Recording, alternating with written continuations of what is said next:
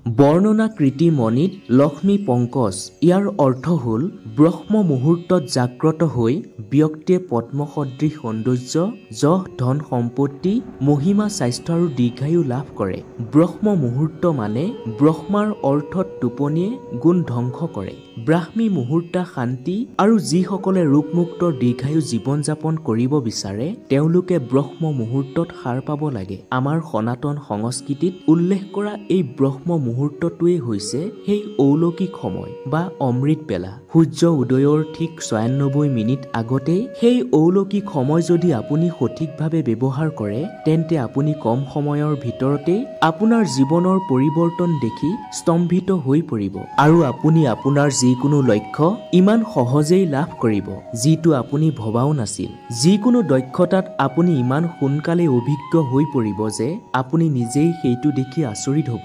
কাৰণ ব্ৰহ্ম মুহূৰ্তত কৰা যিকোনো কামেই পানী, সাৰ আৰু ৰ'দৰ সান্নিধ্যত উদ্ভিদৰ দৰে বিকশিত হয়। সেইবাবে এই সময়ক দ্য ক্ৰিয়েটৰ আৱাৰ বুলি কোৱা হয়। এইটো কোৱা হৈছে আৰু এইটো কোনো যাদু বা অন্ধবিশ্বাসৰ কথা নহয়, কিন্তু ব্ৰহ্ম মুহূৰ্তৰ এই প্ৰাচীন তথ্য বিজ্ঞানেও মানি লৈছে। ৰাতি সোনকালে শুই আৰু তাৰ পিছত ৰাতিপুৱা সোনকালে সাৰ পাওক। ৰাতিপুৱা ৪ বজাত সাৰ পাওক। এই কামটো কৰি চাওক। আপোনাৰ ঘৰৰ পৰা সমস্যাবোৰ আঁতৰি যাব, হতাশা নাইকিয়া হ'ব।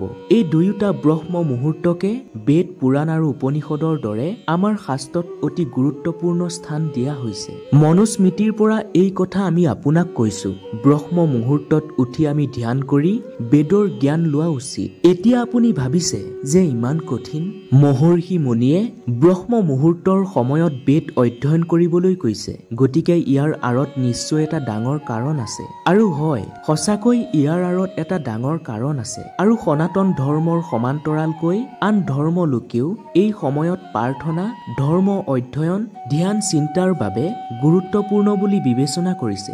গতিকে এতিয়া আমি আপোনালোকক কম, এই সময়ত বিশ্ব ব্ৰহ্মাণ্ডত যি ঘটে যিয়ে ব্ৰহ্ম মুহূৰ্তৰ সময়ক ইমান শক্তিশালী কৰি তোলে। প্ৰথমে এটা ভাল মুহূৰ্তৰ পৰা আৰম্ভ কৰা। আমি সদায় মুহূৰ্ত চাই আমাৰ শুভ কামবোৰ আৰম্ভ কৰোঁ, যেনে বিয়া, গৃহ প্ৰৱেশ কৰা ইত্যাদি। তেন্তে আমাৰ গুৰুত্বপূৰ্ণ দিনটো কিয় ভাল মুহূৰ্তৰে আৰম্ভ নকৰোঁ? কিন্তু মুহূৰ্ত কি বুলি কোৱা হয়? এটা মুহূৰ্ত ২ ঘণ্টাৰ, ১ ঘণ্টাৰ সমান ২৪ মিনিট আৰু ২ ঘণ্টাৰ সমান ৪৮ মিনিট আৰু ৪৮ মিনিটৰ সমান ১ মুহূৰ্ত। ২৪ ঘণ্টাত এনে ৩০টা মুহূৰ্ত আছে, যাৰ তালিকা আমি আপোনালোকক আগৰ ভিডিঅ'ত সবিস্তাৰে জনাই আহিছো।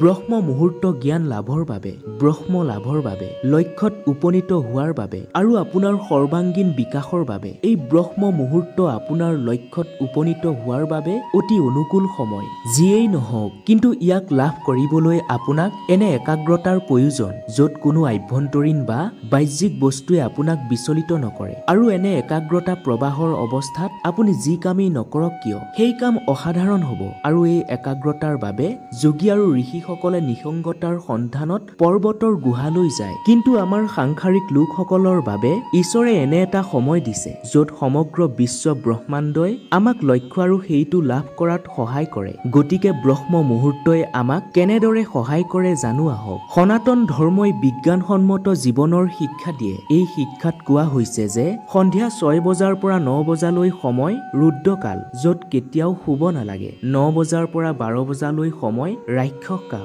য'ত আমি কোনো কাৰণতে সাৰ পাই থকা উচিত নহয়। ১২ বজাৰ পৰা ৩ বজালৈ সময় গন্ধৰ্বৰ সময়, য'ত আমি গভীৰ টোপনি লওঁ। আৰু ৩ৰ পৰা ৬ বজাৰ ভিতৰত মনোহৰ কাল। যিকোনো ক্ষেত্ৰত বিচনাৰ পৰা উঠি যাব লাগে, কাৰণ মনোহৰ কালৰ সময়ত আমাৰ বিশ্ব ব্ৰহ্মাণ্ডত মহাজাগতিক শক্তি থাকে। শক্তিৰ প্ৰবাহ অৰ্থাৎ মহাজাগতিক শক্তি সৰ্বোচ্চ আৰু সেই সময়ত কৰা ধ্যান ইমানেই শক্তিশালী যে কেইদিনমানৰ ভিতৰতেই আপুনি এটা বিশেষ অভিজ্ঞতা লাভ কৰিবলৈ আৰম্ভ কৰিব। আপোনাৰ মহাজাগতিক শক্তিৰ মাত্ৰা ইমানেই বৃদ্ধি পাব যে ইয়াৰ প্ৰভাৱ আপোনাৰ চেতনা আৰু বুদ্ধিমত্তাও তীক্ষ্ণ হোৱা দেখিবলৈ আৰম্ভ কৰিব। আৰু সৰ্বাধিক মহাজাগতিক শক্তি পাবলৈ ব্ৰহ্ম মুহূৰ্তৰ সময়ত ঋষি আৰু যোগীসকলে ধ্যান কৰে। এতিয়া শক্তি পাবলৈ ধ্যান কৰাটো একেবাৰেই প্ৰয়োজন নহয়, কোনোপধ্যেই নহয়। এই সময়ছোৱাত যদি কোনো কাম একাগ্ৰতাৰে কৰা হয়, সেয়া পঢ়া শুনাই হওক, পৰিকল্পনাই হওক, ধ্যানেই হওক বা বা আন যিকোনো কামেই হওক সেই কামৰ সফলতা অসাধাৰণ হ'ব।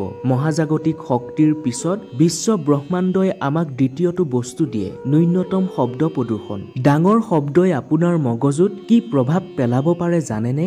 যদি আপুনি নাজানে তেন্তে আজিয়েই জানি লওক যে আমাৰ চৌপাশৰ শব্দবোৰে আমাৰ ৰক্তচাপ বৃদ্ধি কৰে, যাৰ বাবে মগজুৱে সঠিকভাৱে মনোনিৱেশ কৰিব নোৱাৰে। হেৰি পটাৰৰ লেখিকা J.K. ৰাউলিঙে কৈছে যে হেৰি পটাৰ লিখি থাকোঁতে বাহিৰৰ শব্দৰ বাবে তাই ভালদৰে মনোযোগ দিব পৰা নাছিল, যাৰ বাবে তাই হোটেল এখনৰ কোঠা এটা ল'বলগীয়া হৈছিল যাতে বাহিৰৰ অবাঞ্ছিত শব্দবোৰৰ পৰা মুক্তি পাই মনোযোগেৰে লিখিব পাৰে। আৰু যেতিয়া ফোকাছ আৰু একাগ্ৰতাৰ কথা আহে তেতিয়া সৰু সৰু কথাটো নিজস্ব গুৰুত্ব থাকে। আৰু যেতিয়া আমি ৰাতিপুৱা শান্ত পৰিৱেশত যিকোনো কাম কৰোঁ তেতিয়া আমি অতি কম সময়ৰ ভিতৰতেই বহুখিনি অৰ্জন কৰোঁ। তৃতীয়টো হ'ল বিশুদ্ধ পৰিৱেশ। আপুনি জানেনে যে ব্ৰহ্ম মুহূৰ্তৰ সময়ত আমাৰ পৰিৱেশ বিশুদ্ধতম ৰূপত থাকে। ৰাতিপুৱাৰ পৰিৱেশত 41% অক্সিজেন আৰু 4% কাৰ্বন ডাই অক্সাইড থাকে, অৰ্থাৎ ন্যূনতম প্ৰদূষণ। আপুনি জানে যে বিশুদ্ধ বায়ুৰ শ শ উপকাৰ আছে আৰু ইয়াৰ আটাইতকৈ ডাঙৰ উপকাৰ হ'ল বিশুদ্ধ বায়ুৱে আমাক বহুত শক্তি আৰু চোকা মগজু দিয়ে। গতিকে আপুনি দেখিছে যে ব্ৰহ্ম মুহূৰ্তত বিশ্ব ব্ৰহ্মাণ্ড আৰু প্ৰকৃতিয়ে আমাক কেনেকৈ সমৰ্থন কৰে। এতিয়া আমি জানো যে আমাৰ শৰীৰ ব্ৰহ্ম মুহূৰ্তত বিশুদ্ধতম ৰূপত আছে। ই কেনেকৈ সহায় কৰে? আয়ুৰ্বেদত কোৱা হৈছে যে আমাৰ শৰীৰ পানী, অগ্নি, পৃথিৱী, বায়ু আৰু আকাশৰ 5টা মৌলৰে গঠিত। আমাৰ শৰীৰৰ মূল শক্তি এই 5টা মৌলৰ সংযোজনৰ দ্বাৰা গঠিত।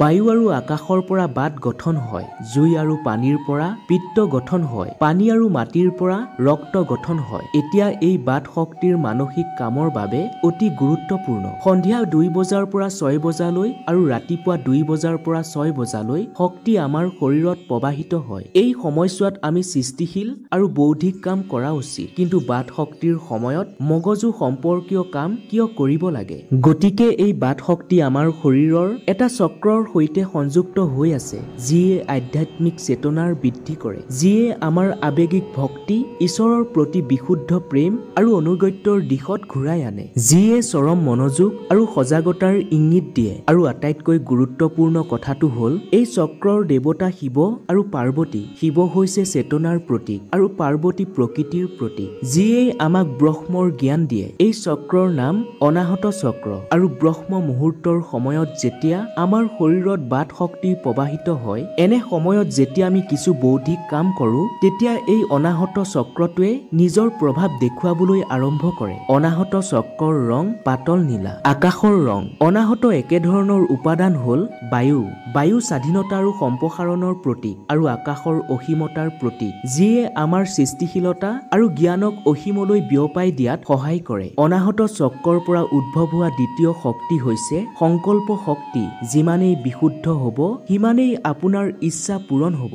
ভালকৈ গভীৰ টোপনিৰ পিছত ব্ৰহ্ম মুহূৰ্তত মগজু তুলনামূলকভাৱে অধিক শান্ত আৰু সক্ৰিয় হৈ পৰে। এই সময়ত বিশ্ব ব্ৰহ্মাণ্ড আৰু আমাৰ শৰীৰ দুয়োটা ধনাত্মক শক্তিৰে ভৰি থাকে। প্ৰকৃতিয়ে বনোৱা নিয়ম অনুসৰি আমাৰ শৰীৰে কাম কৰা উচিত। যেতিয়া আমি পানীৰ সোঁতৰ লগত সাঁতুৰিব পাৰোঁ তেতিয়া আমি সহজেই সাঁতুৰিব পাৰোঁ। আৰু যদি আমি প্ৰবাহৰ বিপৰীত দিশত সাঁতুৰি যাওঁ তেন্তে আমি সাঁতুৰিবলৈ বহুত কষ্ট কৰিবলগীয়া হয়। গতিকে সেইবাবেই আমাৰ ঋষিসকলে ব্ৰহ্ম মুহূৰ্তত সাৰ পাই বৌদ্ধিক আৰু মানসিক কাম কৰিবলৈ সাৰ পাবলৈ পৰামৰ্শ দিছে। প্ৰকৃতিয়ে আপোনাক সমৰ্থন কৰিছে, আপোনাৰ শৰীৰেও আপোনাক সমৰ্থন কৰিছে। আপোনালোকক মাত্ৰ প্ৰয়োজন হৈছে ই প্ৰকৃতি আৰু শৰীৰক সমৰ্থন কৰাৰ কথা। প্ৰিয় দৰ্শক, যদি আমি উপস্থাপন কৰা ভিডিঅ'টো চাই ভাল লাগিল তেন্তে কমেণ্টত হৰ হৰ মহাদেৱ বুলি লিখক আৰু লগতে লাইক কৰক। ধন্যবাদ।